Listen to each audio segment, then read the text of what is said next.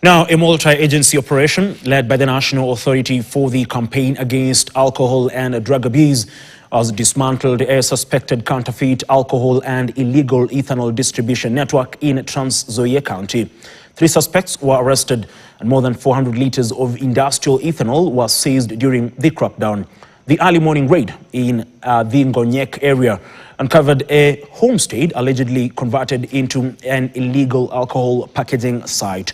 According to NACADA, officers recovered hundreds of empty 250-milliliter branded bottles and thousands of counterfeit cartons designed to imitate well-known alcohol brands, indicating a highly organized operation targeting unsuspecting consumers.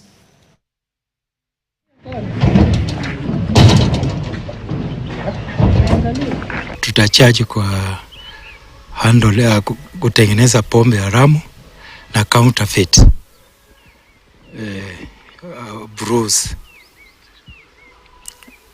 na alafu tena possession of ethanol bila kibali. Pombe hii ina madhara mengi ya kiafya kwa wananchi wetu, haswa wakati haijapitia zile viwango ambavyo vimewekwa na serikali, na pia wakati hazijalipiwa ushuru ambayo inahitajika kwa kila ambaye anatengeneza bidhaa ya pombe kulipa ushuru. So tunaomba wananchi wakuwe makini sana wanapoendelea kutumia vileo, wakuwe waangalifu, waangalie ni pombe ipi ambayo ni mzuri, pombe ipi ambayo sio mzuri, na waendelee kutupasha habari tuweze kushirikiana na wao katika vita hii ya pombe haramu. Well, that story takes us to a fast breather here on the News Desk.